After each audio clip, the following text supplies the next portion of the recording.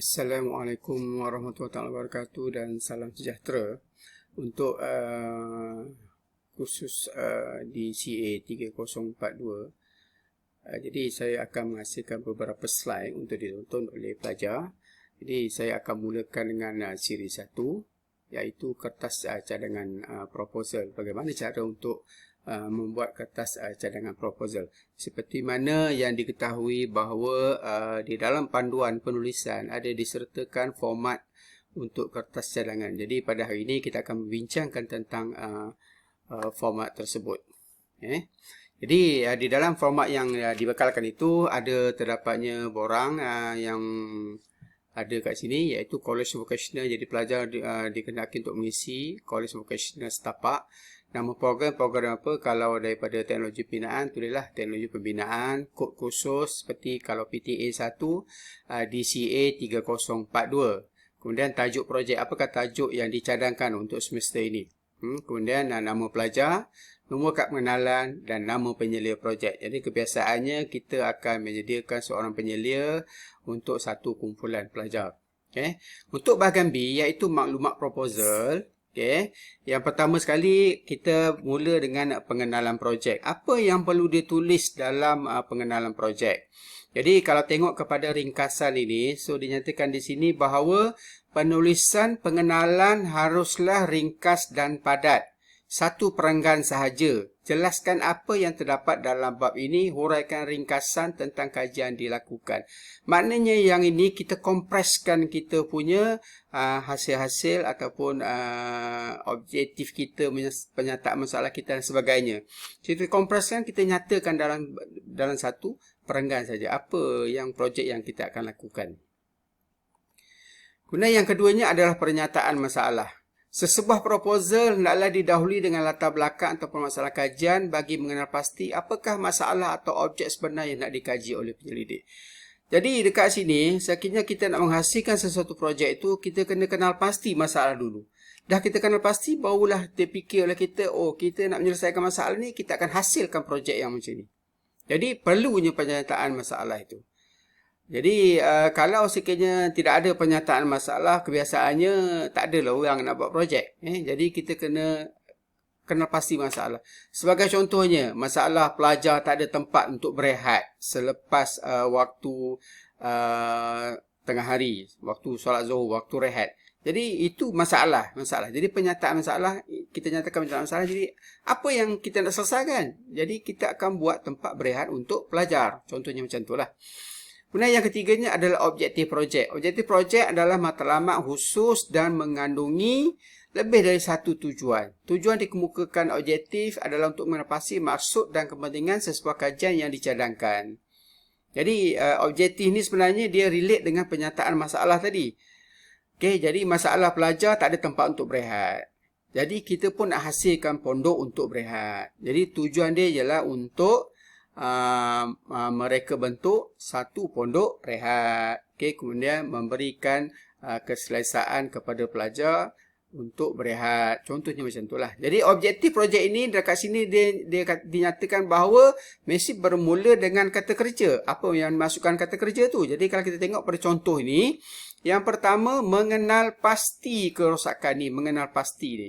Membina satu sistem ni, membina. Menguji sistem. Sebenarnya banyak benda yang kita nak rangkakan kat sini. Kita boleh menyelesaikan masalah, mereka bentuk, mendimensikan, melakarkan. So macam-macam kita boleh tulis kat situ. Jadi saya rasa untuk permulaan ayat mesti dimulakan dengan kata kerja. Dan dia mesti relate dengan pernyataan masalah itu tadi.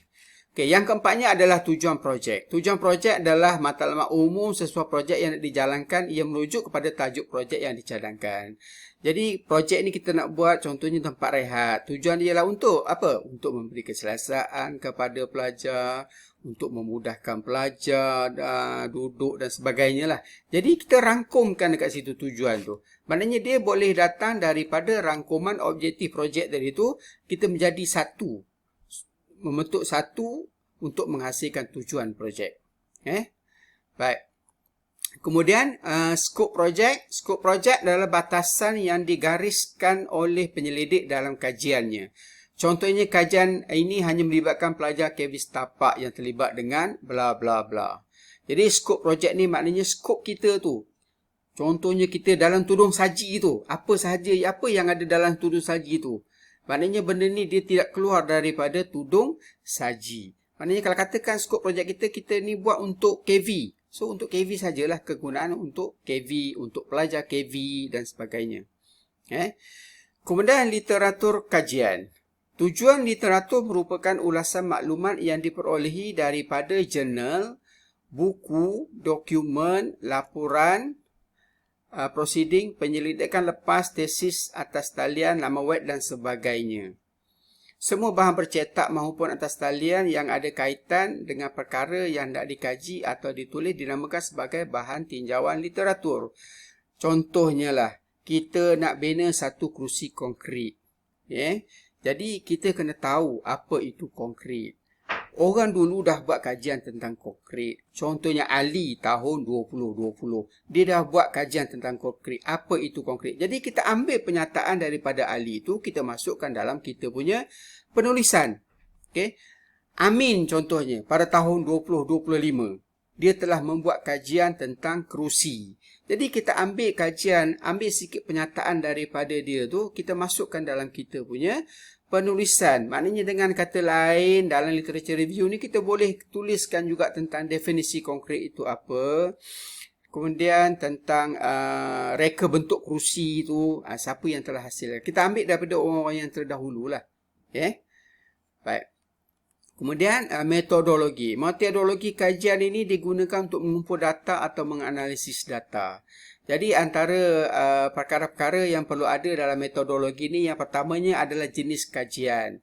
Yang kedua persampelan. Yang ketiga instrumen kajian. Yang keempat kaedah analisis data.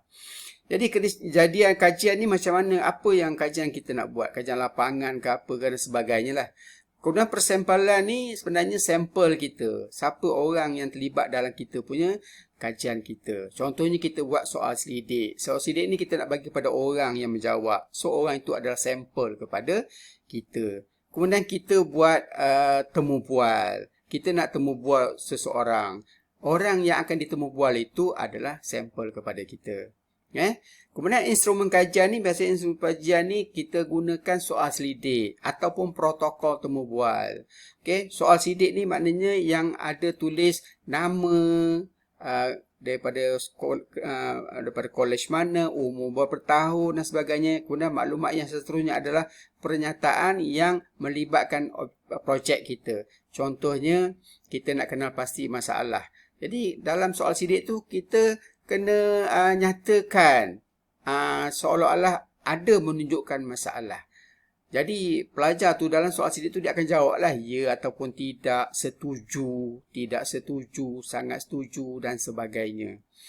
Kemudian dalam protokol temu bual tu maknanya kita buat skrip. Skrip apa yang kita nak soal kepada orang yang akan kita temuduga itu nanti. So itu adalah antara instrumen kajian. Kemudian kaedah analisis data ni maknanya soal sidik yang dijawab oleh pelajar tadi, yang ya, tidak, setuju, tak setuju dan sebagainya tu. Contohnya soalan nombor 1. Soalan dia adalah, adakah bla bla bla bla bla? Ya, tidak. Soalan nombor 2. Adakah ini? Ya, tidak. Jadi daripada situ kita nak kira berapa orang yang menjawab ya, berapa orang yang menjawab tidak. So, kita akan buat, kita analisis data tu. Kita tengok dia punya peratusan. Kita tengok bilangan yang menjawab ya. Kita tengok bilangan yang menjawab tidak. Kemudian kalau temu bual tu, apa yang kita temu bual tu, kita buatkan dia transkrip.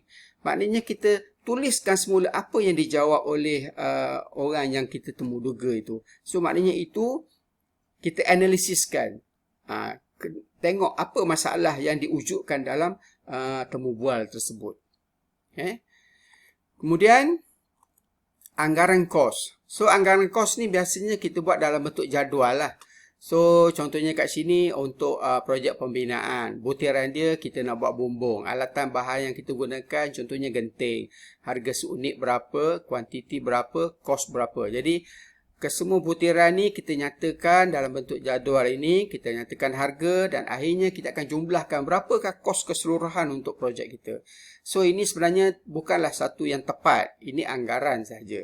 Jadi kita boleh tahulah kos kita nak keluarkan berapa. Kemudian yang ke-9 adalah perancangan pelaksanaan projek.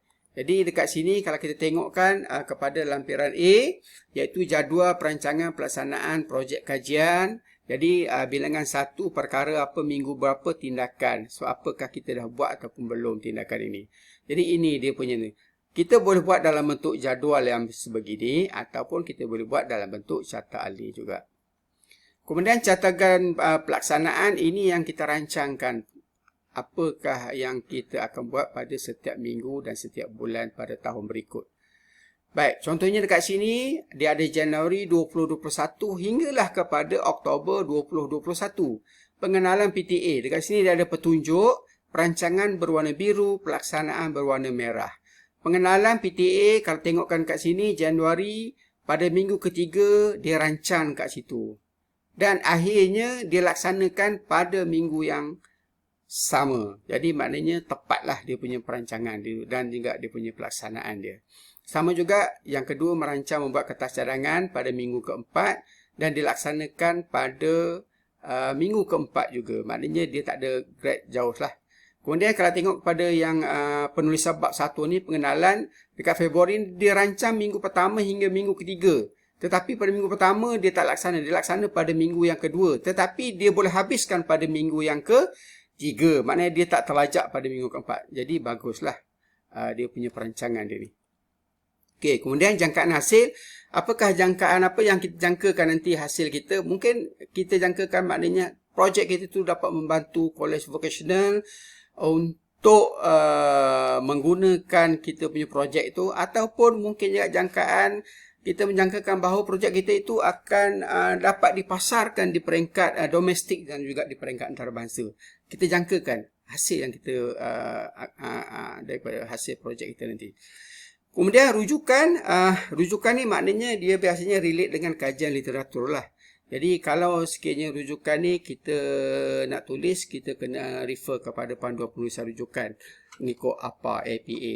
Jadi nanti saya akan terangkan dengan lebih detail berkenaan dengan buku dengan rujukan ni. So contohnya dekat sini kalau ada buku yang tidak ada pengarang, banyak buku yang tak ada pengarang, kita boleh tulis tajuk saja, tahun berapa buku tu ditulis dan siapa penerbit dia.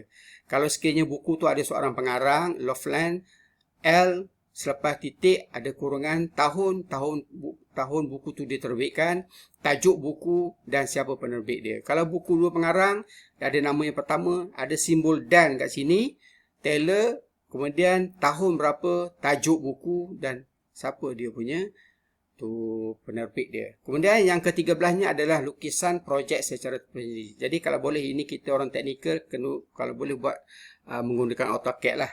Biar dia ada dimensi, ada ni detail, ada beberapa view. Jadi menampakkan kita ni orang teknikal. Kemudian pada yang akhir sekali adalah perakuan oleh pelajar dekat sini. So perlu tulislah nama pelajar, tanda tangan, tarikh dia, nombor telefon sebagainya. Dan di akhir ini adalah pengesahan oleh penyelia projek, nama pegawai, tanda tangan dan sebagainya. Jadi itu antara yang dapat saya kongsi bersama untuk kali ini. Dan saya ada terlupa tadi untuk yang metodologi itu, oleh kerana kita banyak buat projek, mungkin metodologi yang saya terangkan itu boleh digunakan dan ditambah dengan metodologi untuk kita menjalankan projek. So bagaimana cara kita nak jalankan projek.